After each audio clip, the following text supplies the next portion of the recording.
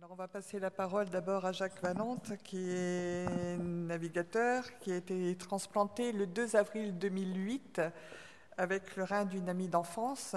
J'insiste sur la date parce qu'en France, en 2008, on ne pouvait pas transplanter avec le rein d'une amie d'enfance. C'était seulement réservé aux parents proches, c'est-à-dire parents et enfants, ou frères et sœurs. Et ça a été possible pour Jacques parce qu'il n'était pas en France, mais en Suisse. Alors, si j'arrive à démarrer la présentation, ça sera bien. Elle doit être ouverte 14 fois, je pense. Hein. Désolé, je suis suisse, hein, donc je suis un petit peu lent. Même si j'habite en France, voilà, c'est... Ça reste, c'est dans les gènes. Voilà. Alors vous pardonnez mon accent, mais important c'est le message que j'aimerais faire passer. Le premier, c'est vraiment de dire merci. Merci aux donneurs à travers le monde, merci à toutes les équipes de transplantation partout, parce que vous faites un travail absolument extraordinaire. Et je pense que via mes projets, c'est mon moyen de vous dire merci à tous et à toutes. Donc, suite à ma transplantation, j'ai lancé une association qui s'appelle Après c'est trop tard, avec un message un petit peu provocateur, mais l'objectif de toute cette campagne, c'est que les gens se positionnent, c'est-à-dire prennent position par rapport aux dons d'organes avant qu'il y ait un problème dans leur famille, en fait, en se prononçant avant, on gagne du temps et on sauve des vies. Donc voilà, c'était donc l'objectif de ça. La genèse du projet, donc j'ai fait 3 transatlantiques en solitaire avant ma maladie. Et maladie que j'ai un peu, comment on va faire ça, un peu renié ou dénié, je ne sais pas comment. Et quand je suis parti en 2007, je savais que j'avais des soucis parce que mes tests sanguins n'étaient pas terribles, mais je suis reparti en 2007 et j'ai dû m'arrêter à Madère, une île portugaise, parce que je sentais bien que quelque chose n'allait pas. Et j'ai fait des tests sanguins à l'hôpital de Madère en ne disant rien à l'organisation de la course. Et c'est là qu'on s'est rendu compte que j'avais 850 de créatinine, ou je ne sais plus, enfin mon taux d'urée était... Donc voilà, donc j'ai décidé d'abandonner et... parce que ce n'était pas raisonnable de repartir. Et j'étais donc en liste d'attente et une amie d'enfance qui était abonnée à la newsletter de mes projets, que ce soit dans les airs avec le parapente ou le delta, ou sur l'eau avec les bateaux. Quand elle a appris que j'étais en liste d'attente, voilà, elle m'a appelé et elle m'a proposé son rein. Et j'ai été donc transplanté le 22 avril au HUG à Genève. Et je suis là aujourd'hui grâce à elle et grâce à eux pour témoigner. Donc j'ai une petite vidéo que j'aimerais vous présenter, et qui en fait a été faite par l'équipe de Toute une histoire sur France 2. Entre Jacques et Laurence, l'amitié dure depuis 30 ans. Laurence, c'est une amie de toujours. C'est quelqu'un qui a partagé pas mal de choses. On a partagé chacun nos vies, nos aventures. Jacques représente pour moi, je pense, le grand frère que j'ai jamais eu. Et vraiment, il fait partie de ma famille. Il y a 2 ans, en pleine régate, Jacques est contraint d'abandonner la course. Ses reins ne fonctionnent plus, il est très affaibli. Inquiète, Laurence l'a suivi pas à pas. Là, ça a été un grand sentiment de tristesse parce que je me disais qu'effectivement, la maladie, là, l'avait vraiment rattrapé. Touchée par la maladie de son amie d'enfance, Laurence est prête à tout pour lui venir en aide. Et je me suis dit, vraiment, il faut que je fasse quelque chose. Et l'idée, petit à petit, de lui donner en rein m'est apparue et j'ai réfléchi toute seule à ça pendant quelques mois, jusqu'au jour où je lui ai téléphoné en lui disant, écoute, moi, je pose en de mes reins. Un coup de fil et une proposition que Jacques n'avait même pas envisagée. c'est tellement inattendu, elle avait fait son chemin de son côté, donc elle avait fait tout le travail d'acceptation de donner cet organe. Et moi, j'étais plus prêt à être dialysé, à être en liste d'attente pour une greffe. Et son téléphone, c'était un don du ciel.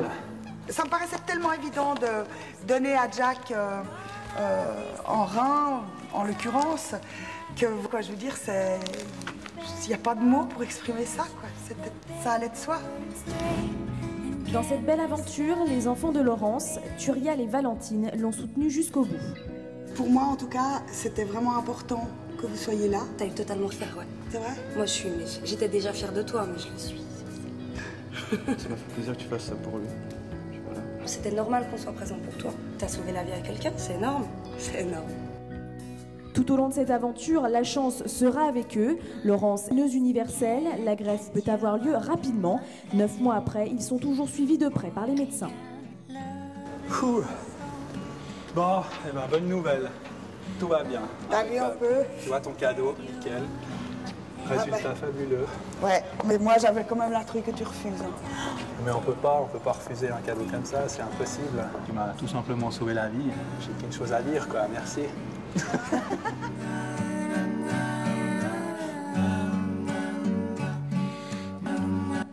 Donc, ça fait voilà, ça redémarre. Ça fait 6 ans, mais c'est toujours aussi énorme. Donc voilà, et c'est vrai que suite à ça, suite à cette aventure, donc la seule envie que j'ai, c'est justement, encore une fois, je vais me répéter tout au long de ma présentation, mais c'est de dire merci et puis de montrer la qualité de vie qu'on peut avoir après une transplantation, parce que ça, c'est le plus important. Je crois que mes néphrologues et les médecins m'ont tous dit, mais mets ça en avant, parce que pour nous, c'est important. Donc aujourd'hui, grâce à Laurence, grâce à vous tous, je peux donc rêver à de nouvelles aventures, et j'ai décidé de repartir sur une transatlantique en solitaire, de communiquer autour de cette aventure. Et donc vous avez, il y a mon affiche qui est dans le hall d'exposition, et c'est vraiment de mettre l'accent sur cette campagne de sensibilisation. Donc la première étape va se faire, ce qu'il faut savoir, c'est qu'au départ, cette présentation était faite pour participer à la route du Rhum.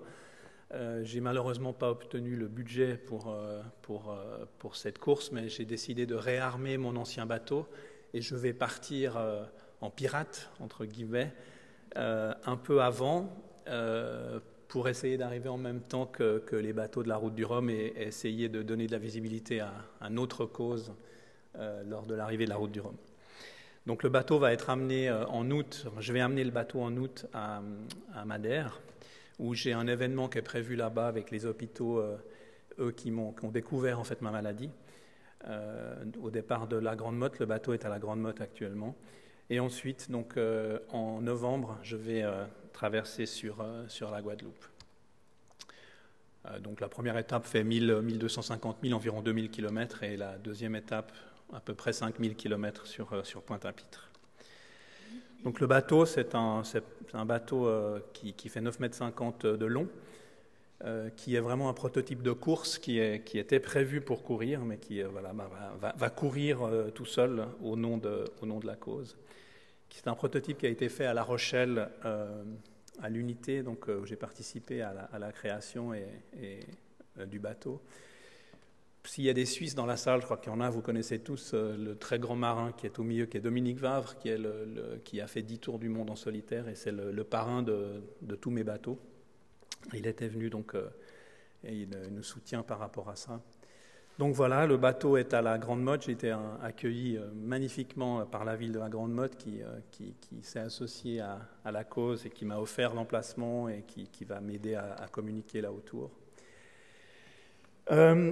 Peut-être parlant un petit peu de la Transat, j'ai décidé, comme il y a des messages à passer, de courir en fait sans énergie fossile. Donc je vais partir en autonomie au niveau de l'énergie uniquement avec de l'énergie avec un hydrogénérateur qui a été utilisé lors du dernier Vendée Globe et qui va me donner tous mes besoins en énergie sans utiliser ni de gasoil ni de choses comme ça. Donc voilà, bon ça c'est pas important. Donc aujourd'hui, grâce aux mécènes qui sont en bas, j'ai bouclé le tiers de mon budget. Je suis en train de me bagarrer pour trouver la suite, mais ça va le faire, il n'y a pas de souci. Et donc voilà, s'il y a un annonceur dans la salle qui veut avoir son logo sur le bateau, je suis preneur. Pour ceux qui le désirent, après sur le petit stand, j'ai des t-shirts qui m'ont été offerts par un club de voile en Suisse. Et les gens peuvent en acheter, ils donnent ce qu'ils veulent, 20, 30, 50, voilà, 100. Enfin, voilà. Donc on aura la possibilité, je laisserai à la fille d'Étienne toutes les informations, donc on pourra me suivre pendant la transat, soit sur différents systèmes. Si je trouve le fameux sponsor principal, on créera un site de géolocalisation dédié au nom du sponsor.